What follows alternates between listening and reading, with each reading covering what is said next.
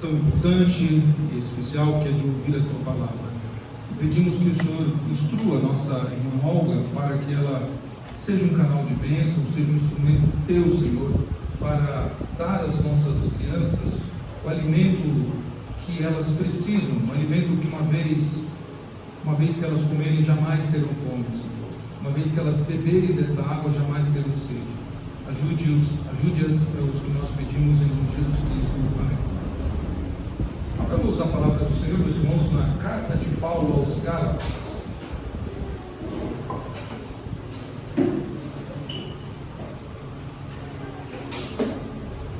Nós iniciaremos nesse domingo, e nos próximos domingos estaremos então meditando em toda a carta de Gálatas, toda a carta de Paulo aos Gálatas. Faremos essa série de pregações que o título que eu dei para essa série de pregações é Em Busca do Evangelho Verdadeiro. E hoje nós vamos ver uma introdução da carta aos Gálatas, onde nós veremos as evidências e a autenticidade do Evangelho genuíno. Carta de Gálatas, então nós leremos alguns versículos do primeiro capítulo. Diz assim a palavra do Senhor, do 1 ao 7 hoje, tá? Paulo, apóstolo, não da parte de homens, nem por intermédio de homem algum, mas por Jesus Cristo e por Deus Pai, que o ressuscitou dentre os mortos, e todos os irmãos, meus companheiros, as igrejas da Galácia, graça a vós outros e paz da parte de Deus, nosso Pai, e de nosso Senhor Jesus Cristo, o qual se entregou a si mesmo pelos nossos pecados, para nos desarraigar deste mundo perverso, segundo a vontade de nosso Deus e Pai, a quem seja a glória pelos séculos dos séculos. Amém. Admira-me que estejais passando tão depressa daquele que vos chamou da graça de Cristo para outro evangelho, o qual não é outro, senão que há alguns que vos perturbam e querem perverter o Evangelho de Cristo. Somente até aqui, meus irmãos.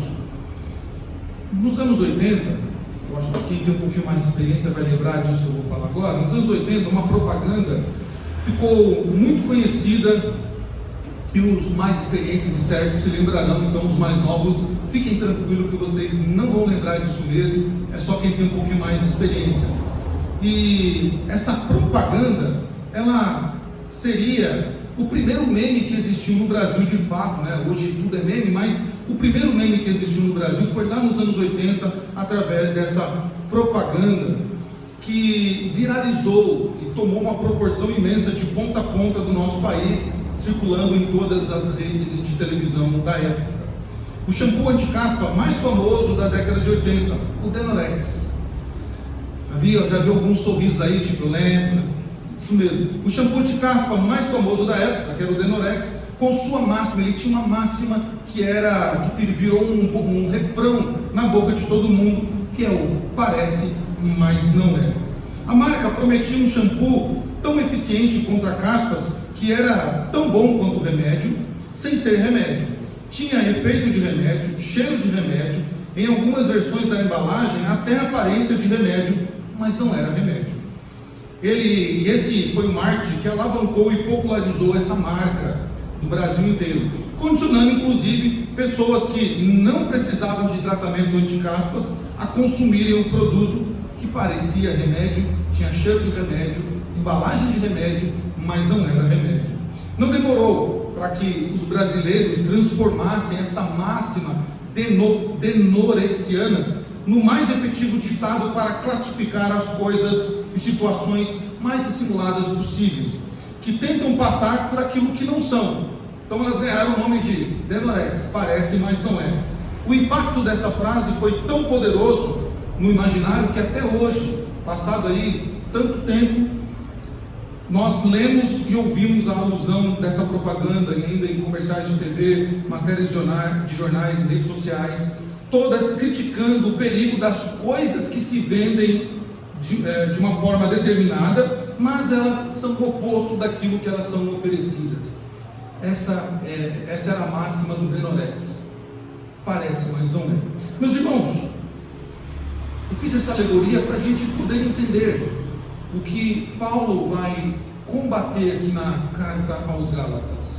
Paulo vai combater algo que parece o Evangelho, tem formato de Evangelho, tem aparência de Evangelho, até mesmo se confunde com o Evangelho, mas não era Evangelho.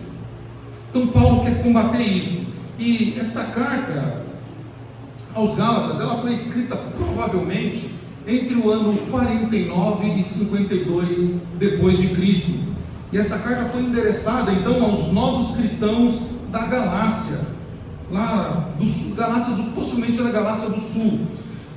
Ficava ainda na Ásia Menor, entre a região de Turquia e Corinto, possivelmente. E essa carta foi endereçada antes que Timóteo e Silas chegassem ali naquelas igrejas. Essa carta também foi uma das primeiras, possivelmente a primeira, se não foi a primeira, foi a segunda que Paulo então escreve a essas igrejas. O assunto principal que Paulo vai abordar nessa carta é o problema dos judaizantes que estavam atrapalhando a igreja, as igrejas da Galácia. Então Paulo está combatendo aqui de forma doutrinária e de uma maneira até mesmo ríspida esses falsos irmãos com esse falso evangelho que estão atrapalhando a igreja do Senhor nas primeiras décadas do avanço do evangelho. Os judaizantes, da qual a carta vai falar aqui, eles também são chamados de os da circuncisão. Isso tem muita importância. Nós vamos ver isso aqui ainda. No capítulo 2, isso é descrito de uma forma mais clara, quando eles são chamados de os da circuncisão, que são os judaizantes. Eles ensinavam então a necessidade de guardar alguns aspectos da lei do Antigo Testamento, mesmo após Cristo ter feito o único e eficiente sacrifício para a salvação. Eles diziam, não, tem que ter aí o cumprimento da lei. E este ensinamento, então, dos judaizantes, ele contrariava as ênfases do evangelho da salvação pela graça, porque, de certa forma, ele exigia das igrejas, dos irmãos, eles exigiam não só os méritos de Cristo, mas eles exigiam, então, obras humanas como parte da meritocracia da salvação. E isso era algo que Paulo combatia, porque não há mérito na salvação do ser humano, a não ser o mérito de Cristo na cruz. Paulo então foi muito forte na sua resposta aos judaizantes e nos seus avisos às pessoas por causa dessas más influências. Na maioria das cartas de Paulo, nós vamos ver isso, Paulo fez introduções longas, como também na carta de Gálatas, ou melhor, como foi na carta de Corinto, mas na carta aos Gálatas a introdução de Paulo é muito pequena e ele já vai direto ao assunto por causa da necessidade que Paulo está enxergando e o perigo que a igreja está correndo. Por isso que ele já inicia, depois de uma breve saudação, se os irmãos compararem com as outras cartas, vocês vão ver que é uma breve saudação. Ele então em 3, 4 versículos ele dá a sua saudação e ele já vem com a exortação, quando ele diz: admira-me que tão rápido vocês passaram do evangelho genuíno e verdadeiro para ouvir o falso evangelho, ou seja, para ouvir alguns que perturbam vocês, que perturbam e querem perverter o evangelho. Então em breves versículos Paulo já foi direto ao assunto. A refutação do apóstolo desse evangelho pervertido vai até o capítulo 5. Paulo vai então combater este falso evangelho até o capítulo 5 da carta de Gálatas, ou seja, praticamente a carta inteira Paulo vai combater esse falso evangelho. E a última parte da carta aos Gálatas, Paulo vai oferecer uma série de orientações práticas para que os cristãos pudessem seguir para o serviço ao Senhor. Então notem, todo 90% da carta Paulo vai combater o falso evangelho, e no final da carta Paulo então vai dar orientações práticas para que os cristãos pudessem ser guiados no serviço ao Senhor. A Galácia, irmãos, ela foi alvo de debates durante todo o primeiro século, durante vários séculos a partir do primeiro, e praticamente só na metade do século XX é que se cristalizou, ou seja, se conseguiu chegar a um consenso forte da ideia que Paulo estava evangelizando então, e se referindo aqui nessa carta, aos irmãos que estavam nas igrejas do sul, ou seja, a Galácia do sul, só para os irmãos se situarem geograficamente. Tanto na primeira viagem de Paulo, na sua primeira viagem, quanto na segunda, Paulo passa por várias cidades que fazem parte da Galácia, desse local. Então a Galácia não é um país, não é uma cidade, a Galácia é uma região que abrigava várias cidades. Por exemplo, na Galácia estava Antioquia, estava Icônio, estava Listra e estava também Derbe.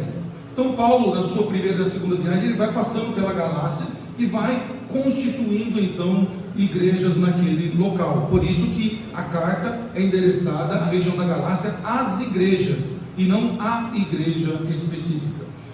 A Galácia então era essa região central da Turquia. A Turquia, nesse mundo antigo, ela era dividida em 7 partes, ou 7 regiões.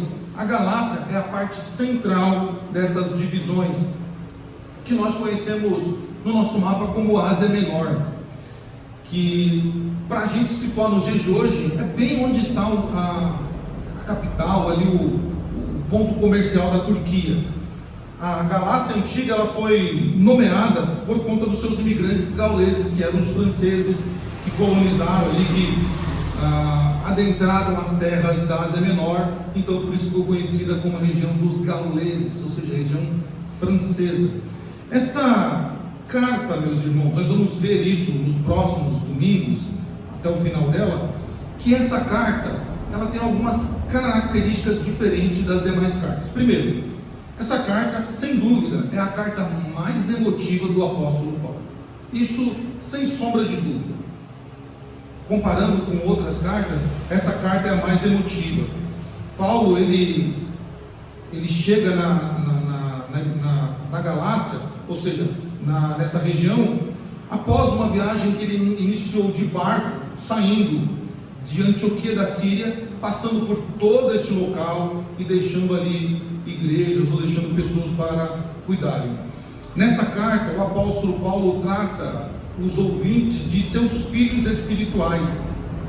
Paulo se preocupa muito com essa igreja, por isso que ele trata a linguagem que Paulo usa na tratativa é uma linguagem mais emocional, porque Paulo tem esses irmãos como seus filhos espirituais. Isso é muito interessante quando nós também passamos a evangelizar e algumas pessoas se chegam a Cristo através de uma pregação que fizemos, através de um ato que nós fizemos, nós a tratamos como nossos filhos na fé, e nós nos preocupamos com ela, nós oramos por ela, nós caminhamos com ela, nós ficamos preocupados com os perigos que essas pessoas correm ao longo da vida. Nós chamamos de filhos espirituais. Paulo tem esse carinho com esses irmãos da Galácia. Paulo mostra a sua preocupação com esses filhos da fé, que depois de terem recebido com tanta alegria nas suas viagens que Paulo fez ali, com tanta alegria eles receberam o Evangelho, agora eles rapidamente deixaram de seguir o verdadeiro Evangelho para ouvir o falso Evangelho. Essa carta de Gálatas, ela é tão interessante, meus irmãos, que ela arrancou de Martinho Lutero grandes elogios, mas um deles é bem interessante. Martinho Lutero chama a carta aos Gálatas de declaração da independência da liberdade cristã. Martinho Lutero enxergava essa carta como uma declaração de uma independência que o cristão tem. O cristão ele não é escravo de ritos, não é escravo de leis, ele não é escravo de regimentos. O cristão é livre em Cristo Jesus. E Paulo vai alertar esses irmãos, nós veremos isso mais à frente. Paulo vai orientá-los e mostrar a eles que eles não precisam viver no regimento da lei, que eles não precisam estar presos às leis humanas, como Paulo bem disse aos Colossenses, capítulo 2 principalmente. Ele disse: se vocês já morreram com Cristo quanto aos rudimentos desse mundo, por que vocês se submetem a tais coisas como não comem, não provem, não toquem? Não são isso sombras? Então Paulo se preocupa com esses irmãos, com esses seus filhos na fé, porque rapidamente perderam a alegria. Meus irmãos, o que isso nos ensina? Que uma vez que nós abraçamos o Evangelho com alegria, o Evangelho com tanta euforia, nós devemos nos preocupar com todas as coisas que chegam à volta. Nós vamos aprender isso, que não é porque nós somos cristãos, não é porque vivemos numa igreja ou fazemos parte de uma igreja genuinamente bíblica, conhecemos o verdadeiro Evangelho, que nós não estamos expostos aos perigos do falso Evangelho. O falso Evangelho, esse falso Evangelho que Paulo combateu aqui, nós vamos ver isso, ele ainda sobreviveu e está hoje em todas as cidades do mundo, inclusive nesta cidade. Então nós temos que tomar cuidado com o falso Evangelho. Ele está permeando em todo o mundo para tirar a pessoa do caminho que leva a Cristo, do caminho de liberdade que leva a Cristo, trazendo para o rito, para as leis humanas. Lutero então amava essa carta, e ele chamou essa carta, olha que interessante isso, Martinho Lutero chama essa carta, ele colocou um apelido pessoal nessa carta, ele chamou essa carta de Catarina Vambora. Para quem não conhece, Catarina Vambora era a sua esposa, e ele diz que ele colocou o nome dessa carta de Catarina Vambora porque ele disse: eu estou casado com essa carta. Tamanha a riqueza, tamanha os ensinamentos que essa carta proporcionou a Lutero, que escreveu o comentário dessa carta aos Gálatas. Ele disse: essa carta é minha, eu estou casado com ela, portanto ela é a minha Catarina Vambora. Meus irmãos, Paulo intenciona 3 coisas aqui que é muito interessante nessa carta, que nós vamos abordar e vamos tentar aqui enxergar isso para que não venhamos a cair nesse erro. Paulo, ao pregar o Evangelho nessa cidade, e ele coloca, dizendo que esse Evangelho não foi dado a ele por homens e por nenhum homem específico. E já no capítulo 1, Paulo, ele mostra de onde veio o Evangelho, da onde surge o Evangelho verdadeiro, como o Evangelho verdadeiro nasce. Ele não nasce através de mentes humanas, ou ele não é produzido por algum homem especial, mas ele é o Evangelho proveniente de Cristo, proveniente de Deus Pai. Por isso Paulo, ele, aqui num tom meio rude, ou mais ríspido, ele diz: eu fico admirado de vocês, como que vocês podem ter abandonado tão rapidamente aquele que os chamou da graça de Cristo para seguirem outro Evangelho. Notem, Paulo, ele está sendo ríspido, ele está sendo, de certa forma, usando de ironia, mas Paulo está sendo aqui exortativo. Ele está dizendo: como podem, Gálatas, vocês que receberam o Evangelho há tão pouco tempo, vocês são novos, vocês deveriam estar desfrutando do Evangelho, vocês deveriam estar usufruindo das belezas e das riquezas que o Evangelho proporciona, vocês deveriam estar colhendo os primeiros frutos da conversão pelo Evangelho genuíno, mas vocês se desviaram tão rápido, vocês abraçaram outro Evangelho tão rápido, vocês deixaram aquele que trouxe vocês, aquele que chamou vocês da graça de Cristo, para seguir um outro Evangelho. Como pode? Paulo, ele possivelmente ouviu falar que esses irmãos, que esses seus filhos na fé, eles haviam ouvido e crido numa mensagem, em pregações que estavam sendo ditas nas cidades na Galácia. Possivelmente Paulo foi alertado que os seus filhos na fé, da qual ele tinha pregado o Evangelho e eles tinham recebido, agora eles estavam seguindo outros modelos que pareciam o Evangelho, que tinham formato de Evangelho, que tinham aspectos de Evangelho, que até tinham uma forma de um culto genuíno, mas não era o verdadeiro Evangelho, era o falso Evangelho. Por isso, Paulo, então, surpreso com essa notícia, ele escreve aos Gálatas para condenar a heresia que estava surgindo no meio. Mas que tipo de pregação causou do apóstolo tanta indignação a ponto de ele exortar igrejas? Que tipo de evangelho é esse? O que estavam falando? Desperta a nossa curiosidade. O que eles estavam pregando? Pois bem, vamos ver então o que eles estavam pregando. Primeiro, esse grupo que estava perturbando as igrejas na Galácia, eles estavam pregando a circuncisão.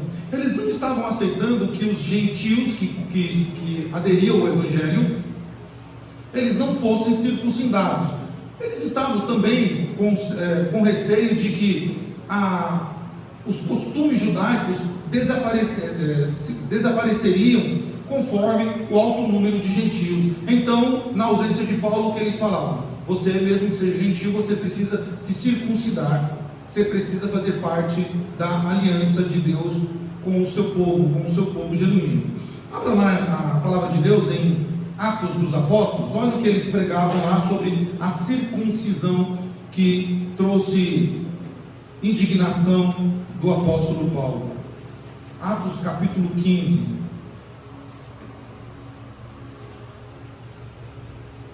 A partir do versículo 1, Paulo escreve, ou Lucas escrevendo sobre a situação que estava na Galácia, diz assim: alguns indivíduos que desceram da Judéia ensinavam aos irmãos: se não vos circuncidares segundo o costume de Moisés, não podereis ser salvos.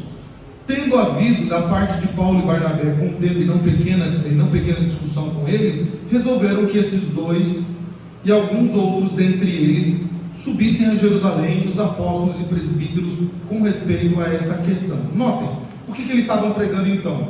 Que quem não fosse circuncidado não poderia ser salvo. Paulo se indigna com isso, porque Paulo está dizendo: como vocês podem dar ouvido a isso? Vocês que receberam o Evangelho da graça, Cristo que vos libertou, agora vocês estão presos a tradições, vocês estão presos agora a leis que não são para vocês. Isso trouxe muita indignação, e durante toda a carta de Gálatas, você vai ver esses judaizantes tentando incutir, tentando inserir no meio da igreja a tradição judaica da circuncisão. A circuncisão é um ato, é uma aliança que Deus fez com Abraão, lá atrás do livro de Gênesis, onde todo primogênito, todo homem, na verdade, ele deveria ser circuncidado, deveria receber uma marca, e essa marca mostraria que aquele homem estava dentro do pacto de Deus com Abraão. Então, todos os meninos, eles recebiam essa marca, ou seja, esse sinal em si. Eles tinham que praticar a circuncisão. Mas agora Paulo está dizendo para eles que a circuncisão não é mais física, mas ela é no coração. Cristo circuncidou o coração dos eleitos, portanto eles não precisavam mais serem circuncidados, fazer parte da tradição dos judeus.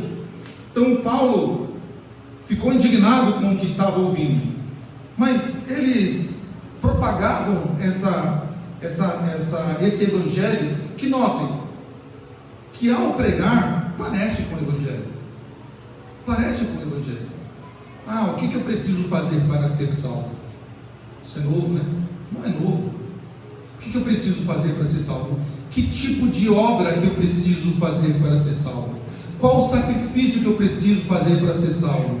Quanto eu preciso dar na igreja para ser salvo? Notem, os judaizantes não foram eliminados lá no passado, no século I. Eles continuaram durante toda a história, chegando aos dias de hoje. em alguns pontos da história, como na Idade Média, isso foi muito mais gritante, isso foi muito mais forte, essa filosofia judaizante do eu preciso fazer algo para ser salvo, eu tenho que fazer algo para ser salvo. Claro, meus irmãos, como presbiterianos que somos de fé reformada, nós não isentamos a liberdade do homem. O homem tem a sua responsabilidade.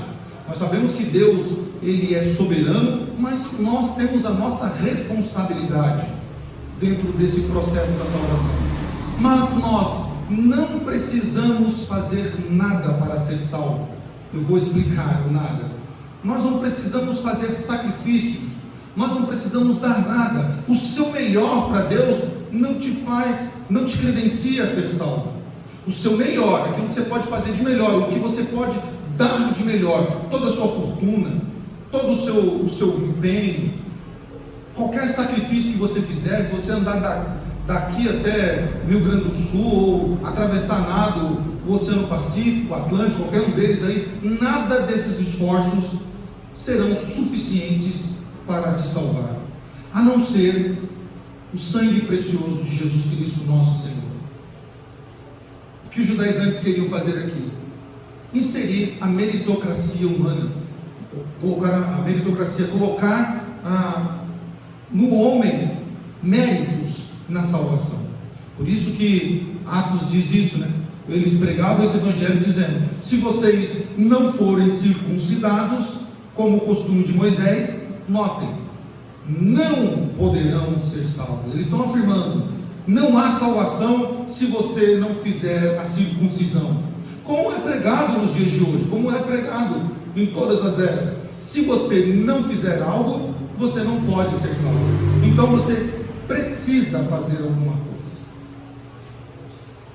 Meus irmãos, ainda há um segundo embate de Paulo nessa carta. Há um segundo embate muito forte do apóstolo nessa carta, que é a questão do calendário judaico.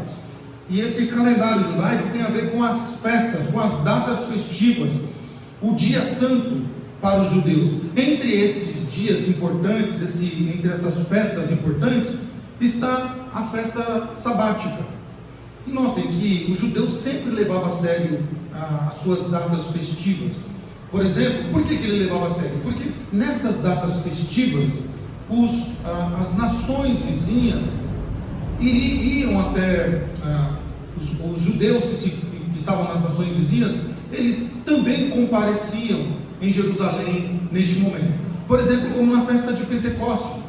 Na festa de Pentecoste estão ali não só os judeus que estão resididos em Jerusalém, em Judéia, mas estão judeus de todas as partes, ou adeptos ao judaísmo de todas as partes.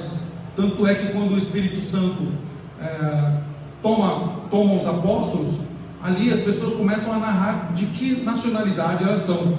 Então, medo, persas, tem de várias regiões lá em Jerusalém. Então eles levavam muito a sério essas suas datas festivas, o seu calendário sabático.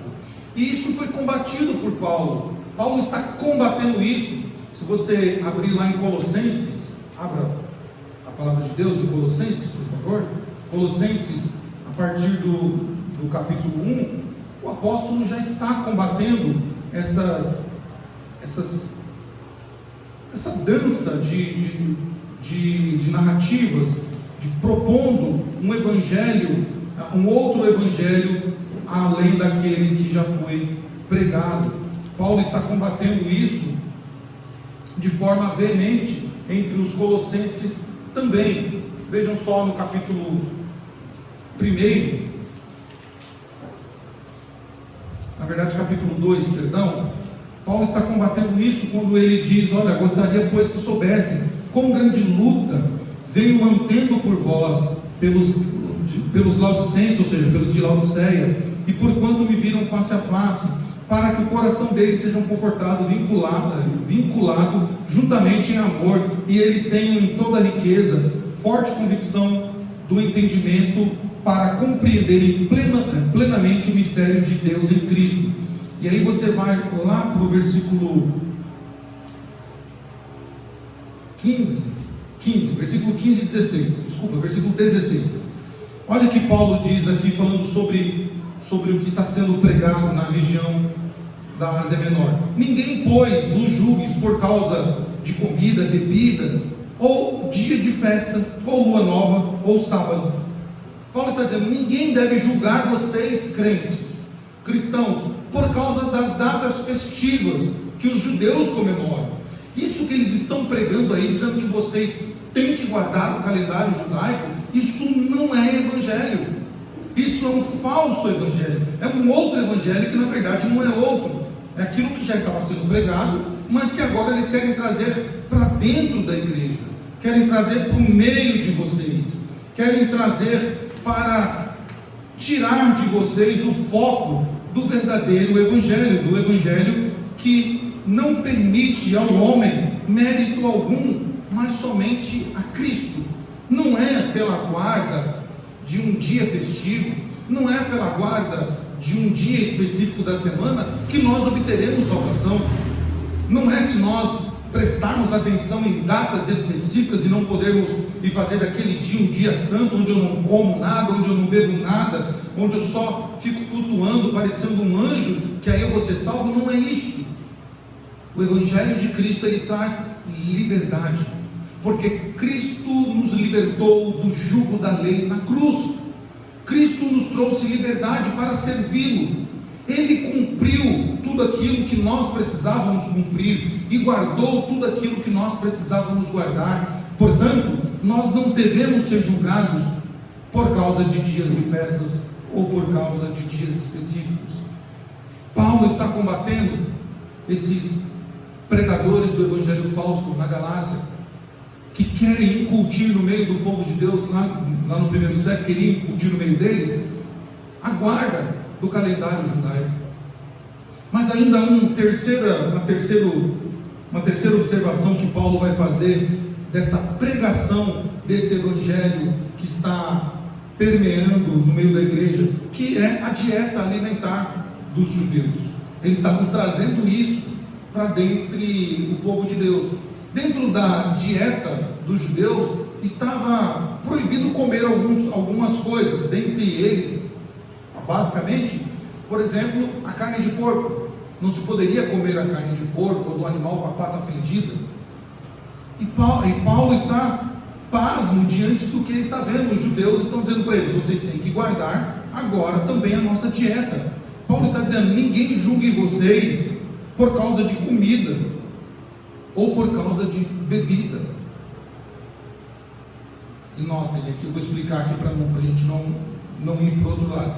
Paulo está dizendo para eles: não é a comida que salva. Lembra aquele episódio de Pedro? Pedro tem uma visão onde é descortinado a ele, e ele vê um grande lençol com muitos animais ali que não era lícito ao judeu comer, e ele fala: Senhor, eu não posso comer isso aqui, porque não me é lícito comer isso. O que o Senhor diz para ele? Mata e come. O que eu purifiquei está purificado. Aquilo que eu purifiquei você pode comer à vontade. Claro, tem uma alusão ao evangelho dos gentios, mas está falando para Pedro: aquilo que eu purifiquei está purificado. Então o evangelho, ele nos trouxe essa liberdade de cumprir ritos e cumprir dietas alimentares. Esses pregadores estavam dizendo para eles: vocês não podem comer carne de porco, vocês não podem comer animal com pata fendida, porque isso vai fazer com que vocês não sejam salvos. Vocês não vão ser salvos por isso.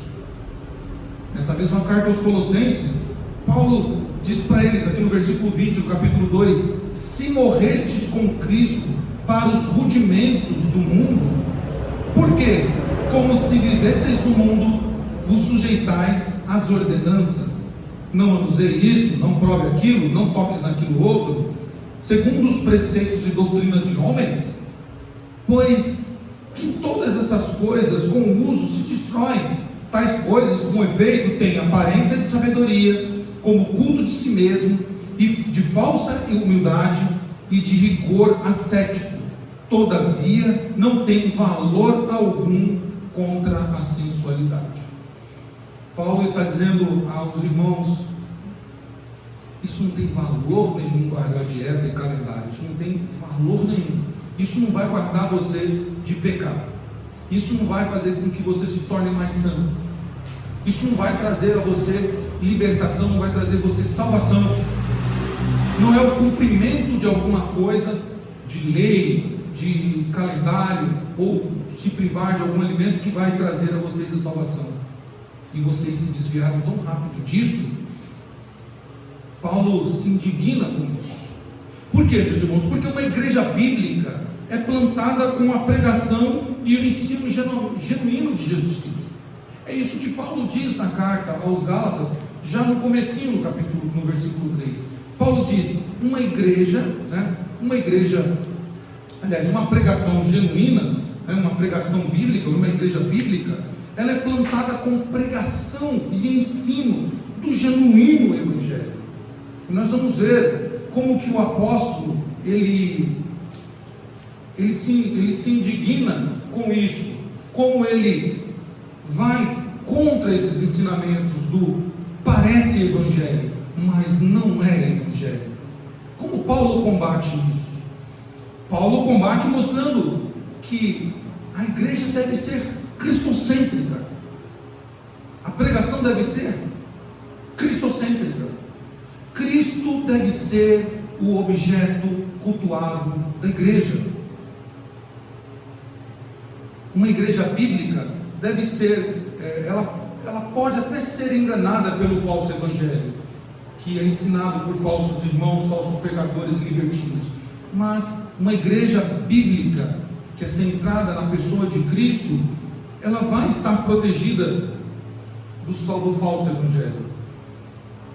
Uma igreja bíblica, porque ela não vai buscar a glória para si mesma. Ela pode até ser, por um momento, lubridiada e enganada, mas porque Cristo é o centro de adoração, porque ela entende que não há outro que possa salvá-la. Ela entende que não é o cumprimento de leis, que não é o cumprimento de datas, que não é privação de comida que salva. Então ela glorifica a Deus, ela exalta ao Senhor seu Deus e se mantém fiel a Ele.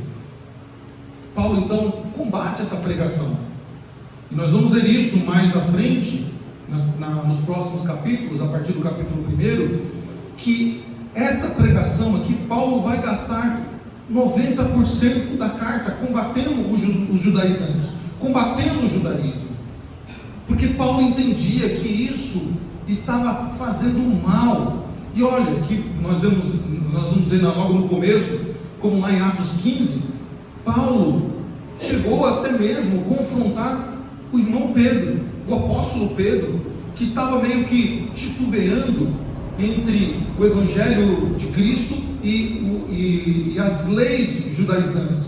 Paulo o repreendeu, Paulo combateu, e essa pregação, irmãos, aqui, essa falsa pregação que estava sendo incutida no meio da igreja, ela fez com que se reunisse um concílio em Jerusalém para discutir sobre isso.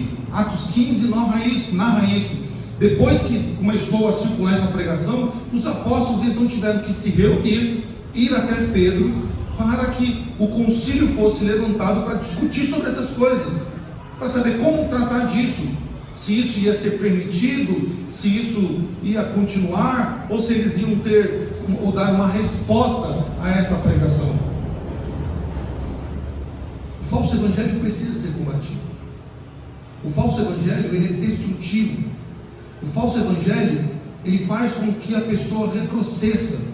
O falso evangelho, ele tira a glória de Cristo. O falso evangelho, ele diminui os méritos de Cristo e ele enaltece os méritos humanos. Ele faz com que nós trabalhemos no sentido de alcançar a salvação pelos nossos próprios esforços. O falso evangelho, ele precisa ser combatido com um verdadeiro evangelho. E o verdadeiro evangelho, o evangelho autêntico, ele nasce no coração de Deus. Por isso que Paulo, ele diz que ele era apóstolo não da parte de homem, e nem por intermédio de homem algum, mas por Jesus Cristo e por Deus Pai, que o ressuscitou dentre os mortos. O evangelho autêntico nasce no coração de Deus. O evangelho autêntico baseia-se nas obras de Deus. O evangelho que deve ser pregado para combater o falso evangelho, ele se baseia nas obras de Deus, o que Deus fez, e o que Deus faz, e o que Deus continua fazendo. O evangelho autêntico que deve ser pregado, ele é comunicado pelos enviados de Deus, pelos apóstolos de Deus, por aqueles a quem Deus enviou a pregar o evangelho, comissionou-os para pregar o evangelho, para discipular todos aqueles que se achegarem ao evangelho. O evangelho autêntico, ele reflete como no espelho a graça de Deus e não os méritos humanos. O evangelho autêntico, ele glorifica a Deus do início ao fim. Por isso, irmãos, devemos tomar cuidado com o falso evangelho que continua em vigor nos dias de hoje. Você certamente já se deparou com alguns deles. Como: por que vocês não guardam um dia? Por que vocês fazem isso nesse dia? Por que vocês comem de tudo, inclusive nesse dia que é santo? Por que vocês não guardam esse dia que é tão santo, que não devem comer essas comidas? Isso é um pecado gravíssimo. Isso é uma ofensa a Deus. Por que vocês não guardam datas tão importantes e que são santas? A nossa resposta é: porque nós conhecemos o verdadeiro evangelho, porque nós vivemos o verdadeiro evangelho, porque o falso evangelho não vai prevalecer no nosso meio, uma vez que, alcançados pelo evangelho verdadeiro, agora nós glorificamos a Ele, a Cristo nosso Senhor, nós louvamos a Ele. Replicando isso em nossa vida, meus irmãos, nessa pequena introdução à carta aos Gálatas, nós podemos aplicar isso de forma bem objetiva. Nós podemos ter, então, ou observar aqui, por que nós combatemos o falso evangelho? Quais os motivos de que nós temos para não viver esse falso evangelho que parece, tem cara, tem formato, tem aspecto, mas não é o evangelho genuíno? Primeiro, esse falso evangelho, ele é para agradar homens e satisfazer os seus desejos. Por isso que nós não vivemos esse falso evangelho, porque ele visa agradar os homens e satisfazer os seus desejos. Nós queremos glorificar a Deus e satisfazer o nosso Senhor. Por que nós não vivemos o falso evangelho? Porque esse falso evangelho nos julga pelos padrões de obediência religiosa, e nós não somos religiosos. Nós somos libertos por Cristo Jesus de qualquer jugo, de qualquer peso que foi colocado. O falso evangelho, ele nos julga pelo tamanho da roupa, pela cor do cabelo, pelo utensílio que você usa na orelha, pelo que você come, por aquilo que você tem que cumprir para ser dito. Não, esse é crente, esse é mais ou menos crente. Não, esse é crente, é muito crente. Não, aquela ali é crente. Olha o tamanho da saia dela, é muito crente. Aquela irmã com aquele vestido até o pé, aquilo é crente demais. Aquela ali não, ele está com a saia muito curta, né? Parece que tem um termômetro que a gente passa e mede a porcentagem de quanto crente você é, mais crente, menos crente, crente nível hard, crente nível mínimo. Então não é isso. Nós não somos medidos pelos padrões do mundo. O falso evangelho, ele não glorifica a Deus. Então, por isso que, olhando para o falso evangelho, Charles Spurgeon certa vez disse: chegará o dia em que, no lugar de pastores alimentando ovelhas, haverá palhaços entretendo bodes. Dura, né? Mas é isso. Spurgeon disse isso no século XVII, que haveria um tempo em que o falso evangelho avançaria tanto que os púlpitos perderiam os seus pastores que pregariam o genuíno evangelho para ter palhaços, para terem pessoas que entreteriam o povo, satisfazendo os seus desejos, satisfazendo aquilo que ele quer. Por isso aquela expressão que é muito usada por aí é: o culto foi bom? Ah, eu gostei demais do culto. O culto não é para nós. Nós não temos que gostar do culto. O culto é para Deus. É Deus quem tem que gostar do culto. É o Senhor quem tem que se agradar do culto, não sou eu. Não gostei do culto. O culto hoje foi meio frio, foi muito quente. Não, o culto hoje foi mais ou menos. Não é para você, não é para mim. O culto é para Cristo. O falso evangelho, ele diz: você tem que gostar do culto. Você tem que gostar do ritmo da música, da letra da música, do tom de voz do pregador, se o pregador foi de gravata, se ele está sem, se estava cheio, ele estava... Não é para nós. O verdadeiro evangelho despreza essas coisas. O verdadeiro evangelho se preocupa com a glória de Deus, com a glória de Cristo. O verdadeiro evangelho se preocupa com enaltecer o nome do Senhor Jesus Cristo, que nos salvou e nos faz renovar todos os dias a esperança da glória do Senhor, a esperança da vinda de Cristo. Charles Spurgeon estava certo quanto a isso, meus irmãos. Nós temos motivos para viver o verdadeiro evangelho e não o falso evangelho. Por que nós temos motivos para viver o verdadeiro evangelho? Porque o verdadeiro evangelho, a origem dele é divina, nasceu em Deus.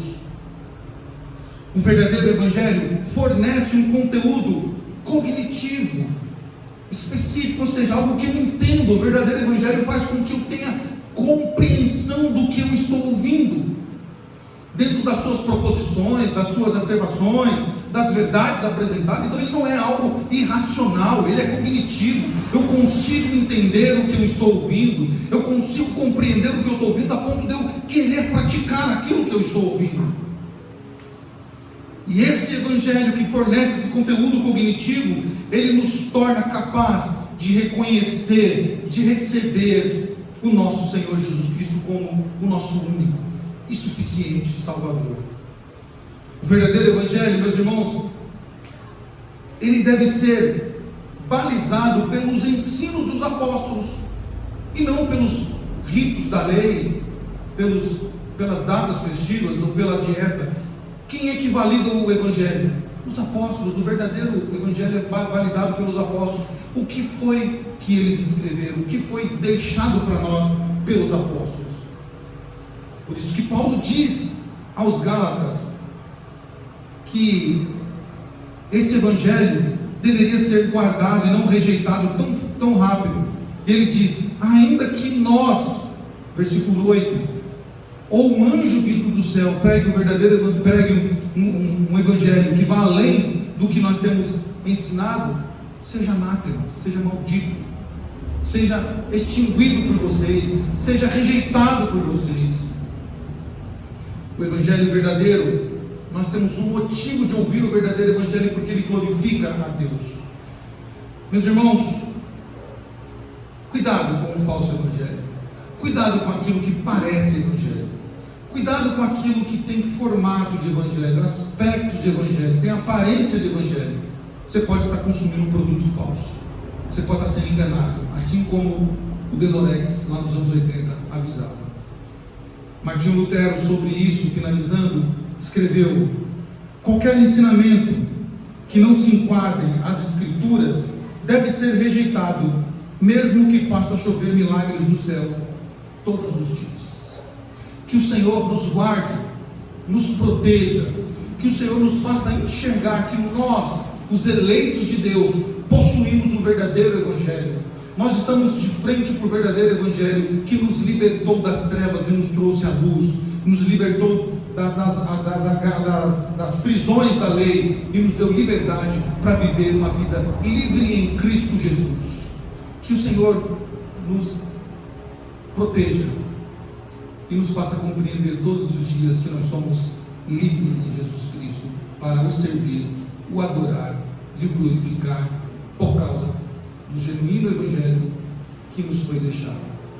Oremos. Senhor nosso Deus, graças te damos, ó Pai,